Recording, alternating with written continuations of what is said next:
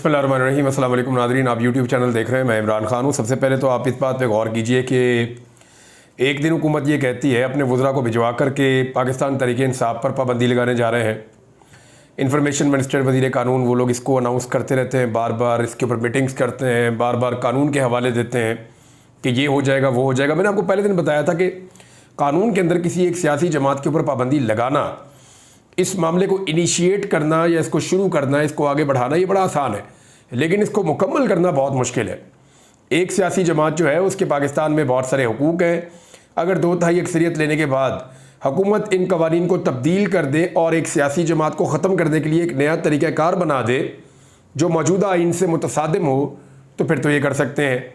लेकिन पाकिस्तान तहरीक इंसाफ जैसी बड़ी जमात को अनाउंस कर देना, उसके ख़िलाफ़ कार्रवाई का आगाज़ कर देना, उसको ख़बरों का हिस्सा बना देना, ये बहुत आसान है। लेकिन उस पर पाबंदी लगा देना ये बहुत मुश्किल है। और पाकिस्तान पीपल्स पार्टी ने ये मत दी PMLN को कि ये मत करना। इससे होगा ये कि पाकिस्तान तहरीक इंसाफ की मकबूलियत में मज़ीद इजाफा हो जाएगा, लोगों की उनके साथ हमदर्दी भी मज़ीद बढ़ जाएगी। पहले बल्ले का निशान छीन कर जो आपने तमगे लगवा लिए हैं, अब अगर आपने उनकी पार्टी पर पाबंदी लगवा ली तो रही सही कसर भी निकल जाएगी और पीपल्स पार्टी और PMLN का भुरकस निकल जाएगा। अवाम के अंदर मकबूलियत तो है ही नहीं, तो जो आपके पास कुछ आपके हाथ में है वो भी आपके हाथ से चला जाएगा। तो PMLN उसके बाद गोंगलों से मट्टी झाड़ रही है। उनका ख्याल ये था कि ये वाला काम करके ख़बरों को डाइवर्ट किया जाएगा, यानी पाकिस्तान में जो महंगाई है उससे लोगों की तवज्जो हटाई जाए, जो पाकिस्तान में बैड गवर्नेंस है उससे तवज्जो हटाई जाए, जो पाकिस्तान का पैसा और पाकिस्तान का ब्रेन ड्रेन हो रहा है, यानी पाकिस्तान का पैसा भी बाहर जा रहा है और पाकिस्तान से जो दिमाग वाले लोग हैं, जो काम वाले लोग हैं, जो मिडिल क्लास है, जो बड़ा रोल प्ले करती है मुल्क के चलने में, वो बहुत बड़ी तादाद में पाकिस्तान को छोड़कर बाहर जा रहे हैं। यहाँ पे टेक्निकल लोग हैं, पढ़े लिखे लोग हैं, तो वो पाकिस्तान के अंदर अपना मुस्तकबिल अब देखते नहीं हैं, वो इस मुल्क को छोड़ के जा रहे हैं। फिर जिस किस्म के इन्होंने खारजी मामलात हैं, दाखिली मामलात हैं मुल्क के, जहाँ इन्होंने इस मुल्क को पहुँचा दिया, इतनी पोलराइजेशन है, लॉ एंड ऑर्डर की सिचुएशन बहुत बुरी है। फिर जो रूल ऑफ लॉ है वो पाकिस्तान में ऐसा लगता है कि है ही नहीं, जिसका दिल करता है, जिसकी लाठी उसकी भैंस, जो ताकतवर चाहता है किसी कमज़ोर को दबा लेता है। तो इस मुल्क में कानून तो है ही नहीं और कानून की अमलदारी तो बिल्कुल ही नहीं है। कानून तो मौजूद है लेकिन अमलदारी करने वाले जो हैं वो किसी और काम में लगे हुए हैं। तो ऐसी सूरत हाल में बजाय इसके कि लोग हुकूमत को बुरा भला कहें, हुकूमत की कारकर्दगी के ऊपर सवाल उठाएं, इदारों की कैपेसिटी और उनकी कारकर्दगी पे सवाल उठाएं, वो करते ये हैं कि सिचुएशन को डाइवर्ट कर दें। क्योंकि इमरान खान बहुत मकबूल है तो इमरान खान को एक नई कंट्रोवर्सी में डाल देते हैं। वो जो एक नई कंट्रोवर्सी है लोग उधर डिस्कस करना शुरू हो जाएंगे, तो इमरान खान की मकबूलियत का इतना फ़ायदा तो हमें हो कि कम से कम लोग हमें थोड़ी देर के लिए भूल जाएं। ये उनका तरीका वारदात है। अब कभी वो कहते हैं जी कि हम इन पर पाबंदी लगवाएंगे, फिर मुज़ाकरात करते हैं, फिर ताख़ीर करते हैं, फिर ताख़ीर करते हैं, फिर भाग जाते हैं और फिर कहते हैं जी हम मुज़ाकरात करना चाहते हैं। यानी अब दोबारा से अपने बंदे भिजवा के पाकिस्तान के TV चैनल्स पे लाइव एक प्रेस कॉन्फ्रेंस चलवाई गई और उसमें पाकिस्तान टेलीविज़न के ऊपर ये चलवाई गई है। और इसमें इस मरतबा मुसद्दिक मलिक साहब को भिजवाया गया कि वो मुसद्दिक मलिक साहब कह रहे हैं कि आएँ जी, बैठें जी, मुज़ाकरात करें जी, हम पाकिस्तान तहरीक इंसाफ को मुज़ाकरात की पेशकश करते हैं। ये पेशकश पहले राना सनाउल्लाह साहब भी करते रहे, ये पेशकश ख्वाजा आसिफ साहब भी करते रहे, ये पेशकश जो है वो अभी मुसद्दिक मलिक साहब कर रहे हैं। PMLN के और बहुत सारे लोग बार बार कहते रहे PTI से कि आकर हमारे साथ बैठें और मुज़ाकरात करें, लेकिन पाकिस्तान तहरीक इंसाफ के चेयरमैन इमरान खान साहब कहते हैं जी मैं मौसम के हाल में बात करूं उनके साथ। उनके पास तो इख्तियार ही नहीं है और वैसे भी उनकी हुकूमत ही नहीं है, वो तो इस वक्त जाली हुकूमत बनाकर बैठे हुए हैं। अब अली अमीन गंडापुर की ये मजबूरी है कि उन्होंने एक सूबा चलाना है। अब वफाक के अंदर चाहे कोई डिक्टेटर बैठा हो, वफाक के अंदर चाहे कोई जाली हुकूमत बैठी हो, वफाक के अंदर चाहे कोई भी बैठा हो, काला चोर बैठा हो, उन्हें बात करनी पड़ेगी।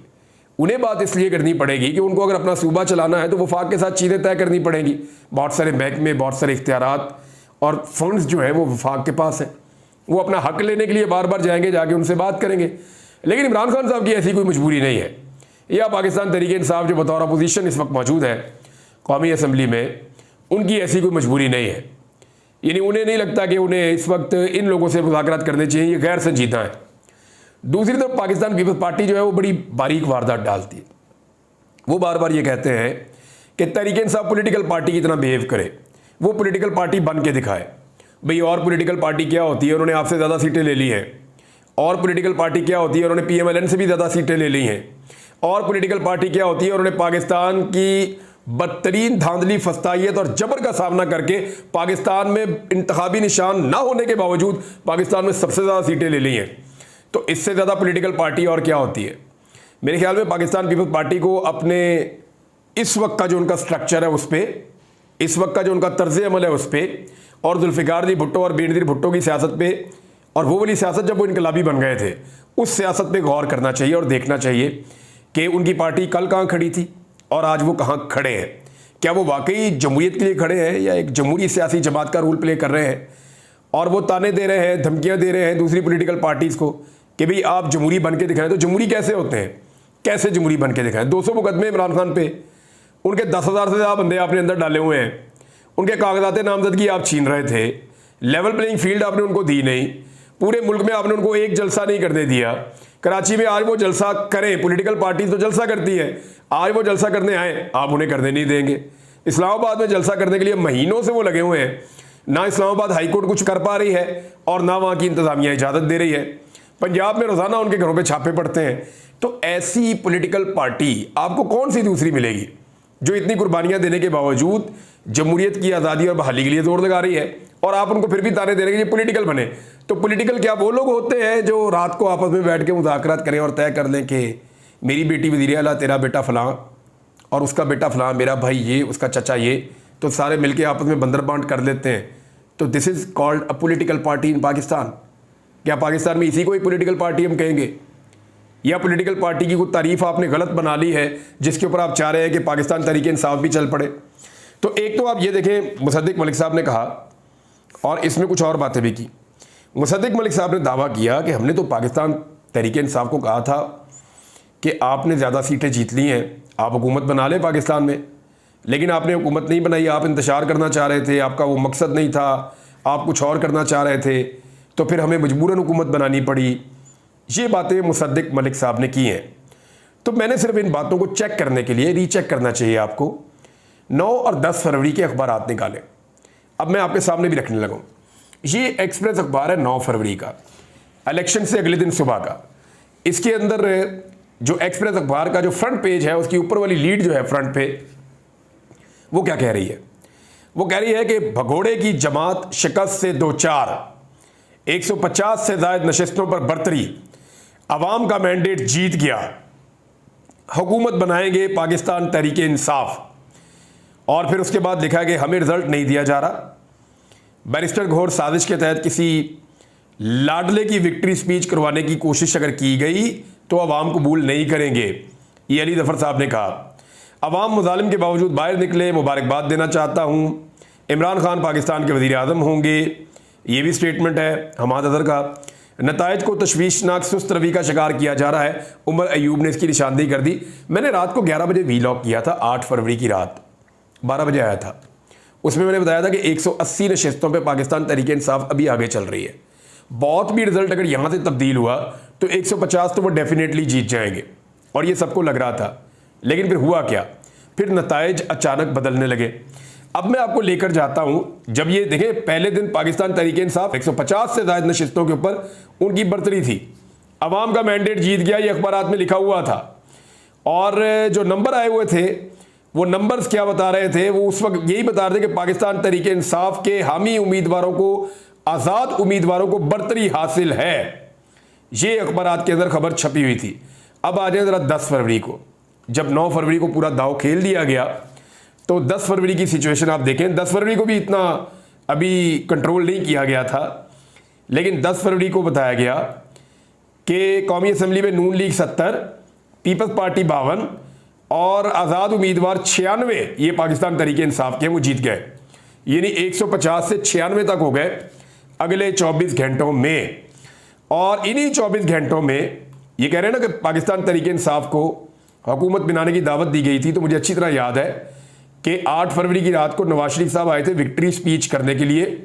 तो जब उन्होंने नताइज देखे तो उनका मुंह लमक गया। वो अपनी दोनों सीटें हार चुके थे, उनकी बेटी भी लाहौर से हार रही थी, हमजा शहबाज भी हार रहे थे, और सिर्फ लाहौर से एक सीट जो शहबाज शरीफ साहब की है, ये दूसरी वाली जो उधर वाली, वो एक सीट शहबाज शरीफ साहब कौमी असम्बली की बड़ी मुश्किलों से जीत रहे थे।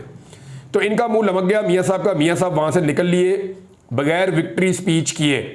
फिर मियाँ साहब को मनाने का सिलसिला शुरू हुआ और फिर शहबाज शरीफ की जरदारी से मुलाकात। ये मैं अखबार से आपको पढ़ के सुना रहा हूँ कि शहबाज शरीफ की जरदारी से मुलाकात, मकबूल सिद्दीकी और फजलुर रहमान को टेलीफोन, मखलूत हुकूमत बनाने पर इत्तफाक।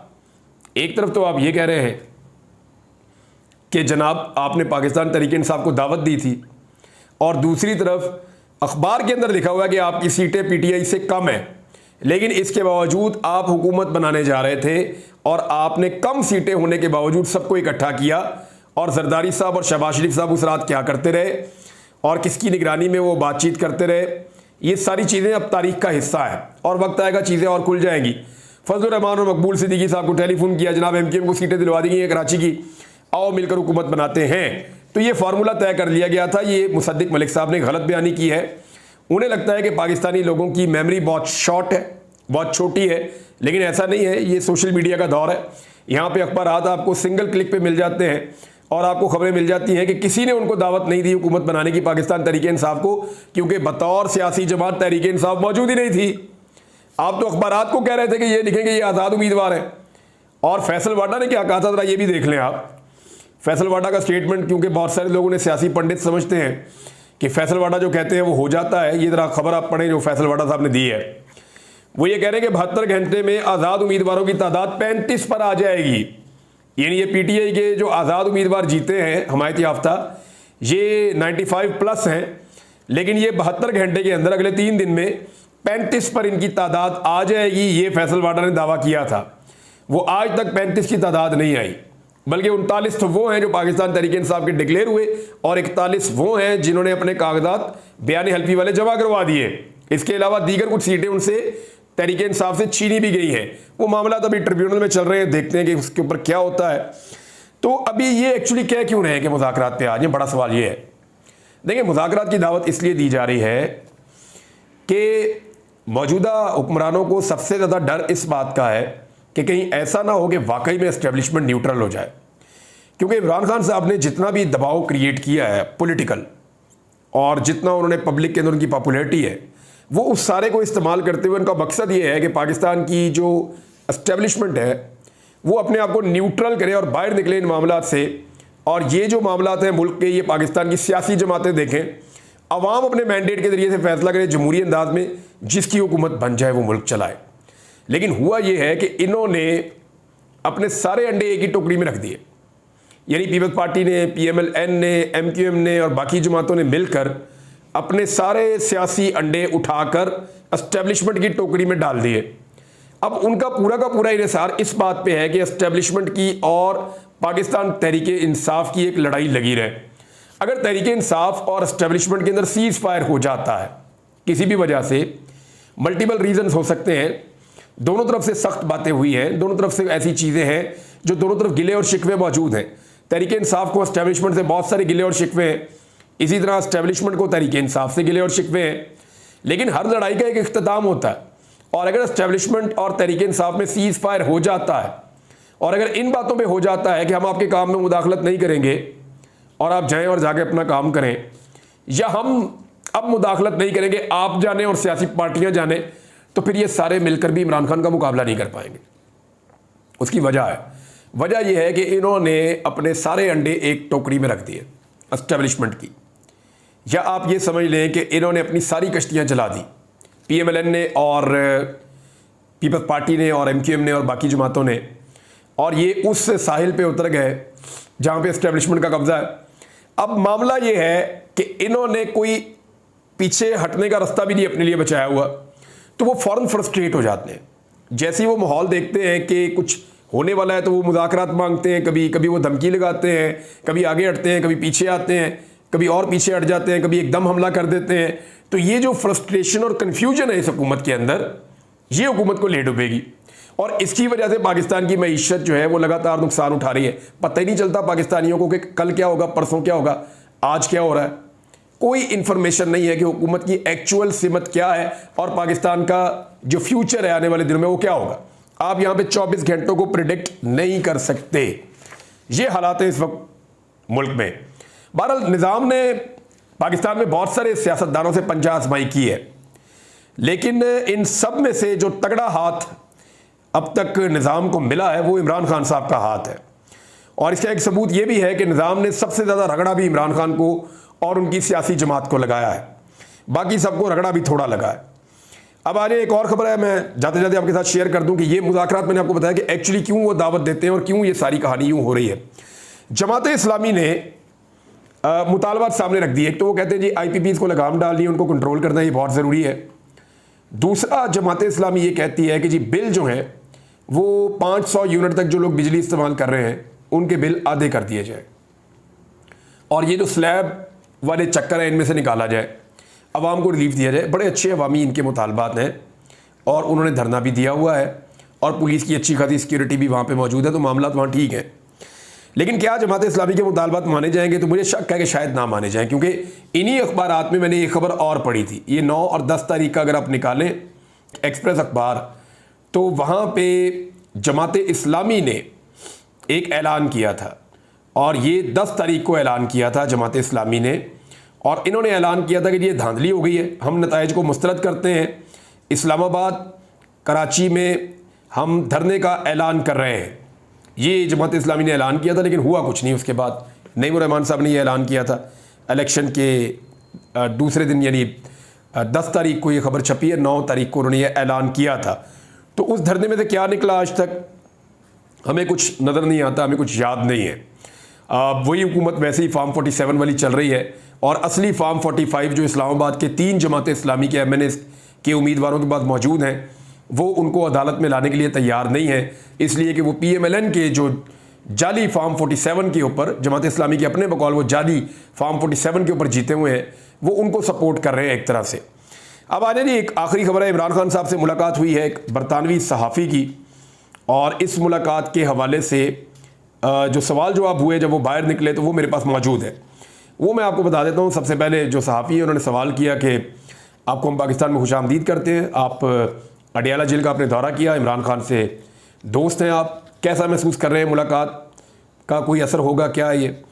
तो उसमें बरतानवी सहाफ़ी ने कहा कि मैं यहाँ इमरान खान का दोस्त बनकर आया हूँ, मैं यहाँ किसी जंगजू या कारकुन की तरह नहीं आया, मैं चाहता हूँ कि उन्हें देखूँ और उम्मीद है कि ये हो पाएगा, लेकिन सबसे अहम ये है कि मैं चाहता हूँ कि वो आज़ाद हों और उन्हें कैद में नहीं होना चाहिए। अगला सवाल पूछा गया कि पाकिस्तान में इमरान खान के साथ सलूक को आप कैसे देखते हैं और बैनुल अक़वामी बरादरी के पाकिस्तान के साथ इन वाक़यात को आप किस नज़र से देख रहे हैं? तो उन्होंने कहा दिलचस्प है, चंद महीने पहले मैं जुलियन असांज से मिला था लंदन की एक जेल में, और वो इमरान खान से भी बुरे हालात में उनको रखा गया है। इमरान खान साहब अब कुछ मुलाकातें कर सकते हैं, किताबें पढ़ सकते हैं, जुलियन असांज जो है उस पर ज़्यादा पाबंदियाँ हैं, लेकिन इमरान खान साहब बहुत मजबूत शख्सियत हैं और हर मुश्किल को एक मौका समझते हैं।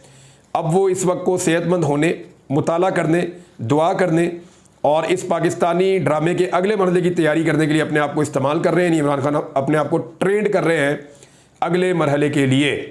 फिर अमेरिकी कांग्रेस के बारे में पूछा गया, उन्होंने इमरान खान के हक़ में जो मंजूरी दी, एक करारदाद हुई, तो उसको आप कैसे देखते हैं?